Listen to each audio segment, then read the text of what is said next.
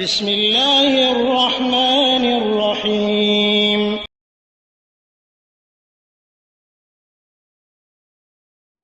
আরেকজন প্রশ্ন করেছেন যে সূরা আলে ইমরান এর 113 থেকে 115 নম্বর আয়াতে যে বক্তব্য, তাতে কি প্রমাণিত হয় না যে ইসলাম ছাড়া অন্য ধর্মেরও কিছু কিছু মানুষ বা অন্য ধর্মের কিছু কিছু অনুসারীও জান্নাতে যাবে? আসলে আমরা প্রথমে দেখে নিই সূরা আলে ইমরানের এই 3টি আয়াতের বক্তব্য। মহান আল্লাহ বলছেন, আউযু বিল্লাহি মিনাশ শাইতানির রাজিম, লাইসু সাওয়া মিন আহলিল কিতাবি উম্মাতুন কায়িমাতুন ইয়াতলুনা আয়াতিল্লাহি আনাআল লাইলি ওয়া হুম ইয়াসজুদুন يؤمنون بالله واليوم الآخر ويأمرون بالمعروف وينهون عن المنكر ويسارعون في الخيرات وأولئك من الصالحين وما يفعلوا من خير فلن يكفروه والله عليم بالمتقين। অর্থাৎ তারা এক নয়। আহলে কিতাবদের মধ্যে এমন সম্প্রদায়, এমন কওম রয়েছে, এমন লোক রয়েছে যারা অবিচলভাবে রাতের গভীরে আল্লাহর আয়াতসমূহ তেলাওয়াত করে থাকে, তারা সেজদা করে থাকে, তারা মহান আল্লাহর প্রতি ঈমান আনে, পরকালের প্রতি ঈমান আনে এবং সৎ কাজের আদেশ করে, অসৎ কাজ থেকে নিষেধ করে, আর কল্যাণের কাজে দ্রুত অগ্রসর হয়, এগিয়ে যায়।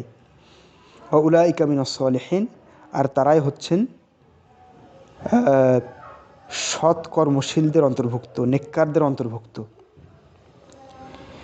এরপরে তারা যেসব সৎ কাজ করবে, কোনো অবস্থাতেই সেগুলির প্রতি অবজ্ঞা প্রদর্শন করা হবে না, অর্থাৎ তাদের সৎ কাজের বদলা দেওয়া হবে। আল্লাহু আলিমুম বিল মুত্তাকিন, আর আল্লাহ মুত্তাকিদের সম্পর্কে সম্যক অবগত। এ হচ্ছে 3টি আয়াত সূরা আলে ইমরানের এবং তার অর্থ। এখান থেকে কিছুটা আপনি যে প্রশ্ন করেছেন সেরকম অনুমান হয়, কিন্তু আমরা যদি একটু তাত্ত্বিক বিশ্লেষণ করি, একটু গভীরে যাই, তাহলে দেখব যে আপনি যেটা বলতে চেয়েছেন বা যেটা প্রশ্ন করেছেন সেটা নয়।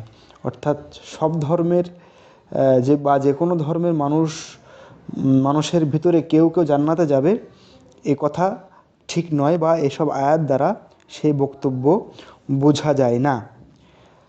প্রথম কথা হচ্ছে লাইসু সাওয়া, তারা এক নয়। তারা বলতে কারা? আহলে কিতাবরা এক নয়, বরং তাদের ভিতরে তফাত রয়েছে। এর ব্যাখ্যা আমরা ওই আলে ইমরানের 110 নম্বর আয়াতে পাই, ওয়ালাউ আমানা আহলুল কিতাবি লাকানা খায়রাল লাহুম মিনহুমুল মুমিনুনা ওয়া আকসারুহুমুল ফাসিকুন।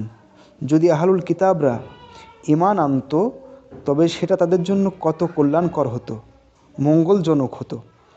তাদের মধ্যে কেউ কেউ ঈমান আনে, কেউ কেউ মুমিন, ওয়া আকসারুহুমুল ফাসিকুন, আর তাদের অধিকাংশই ফাসিক। তাহলে বোঝা যাচ্ছে আহলু কিতাবদের ভিতরে কেউ কেউ মুমিন এবং বেশিরভাগ কাফের। তো এখানে বলা হয়েছে লাইসু সাওয়া বলতে আহলে কিতাবদের ভিতরে যারা মুমিন এবং যারা কাফের তাদের কথা বলা হয়েছে। আহলে কিতাবদের ভিতরে যারা মুমিন এবং যারা কাফের তারা এক নয়, বরং মুমিনদের অবস্থা এক আর কাফেরদের অবস্থা এক, এটা এখানে বোঝানো হয়েছে। এর পরের কথা হচ্ছে যে এই আয়াতগুলি নাজিল হয়েছে তৎকালীন কুফফারে কুরাইশদের বড় বড় কিছু ব্যক্তিত্ব সম্পর্কে, যারা বা ব্যক্তিত্বের ব্যাপারে যারা ইসলাম গ্রহণ করেছিলেন, ঈমান এনেছিলেন। যেমন তাদের ভিতরে আব্দুল্লাহ ইবনে সালাম, আসাদ ইবনে উবাইদ, সা'লাবা ইবনে সা'য়া, উসাইদ ইবনে সা'য়া প্রমুখ কে বলে ইহুদি বা আহলুল কিতাব, তারা কিন্তু ইসলাম গ্রহণ করেছিলেন, মুমিন হয়েছিলেন, আর তাদের সম্পর্কে আয়াত নাজিল হয়েছে। এই আয়াত ত্রয়ের আগে কয়েকটি আয়াতে কাফের আহলুল কিতাবদের কথা বলা হয়েছে, আর এখানে মুমিন আহলুল কিতাবদের কথা বলা হয়েছে। অর্থাৎ আহলুল কিতাবদের ভিতরে যারা ঈমান এনেছে তাদের কথা বলা হয়েছে। তারা কিন্তু এখন আর আহলুল কিতাব নাই, বরং তাহলে এখন কেন বলা হলো মিন আহলিল কিতাব? আহলে কিতাবদের মধ্যে এমন উম্মত রয়েছে, সম্প্রদায় রয়েছে, এটা কেন বলা হলো? আসলে এটা একটা আরবি ভাষার বালাগাত, প্রাঞ্জলতা, যা আরবি ভাষায় এরকম ব্যবহার হয়।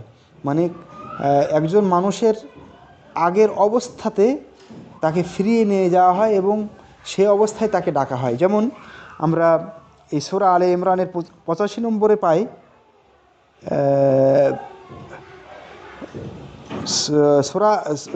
সূরা নিসার 2 নম্বর আয়াতে, সেখানে আল্লাহ পাক বলছেন যে ওয়া আতুল ইয়াতামা আমওয়ালাহুম, তোমরা এতিমদেরকে তাদের মাল দিয়ে দাও। এই আয়াতে আপনি কি বুঝেন?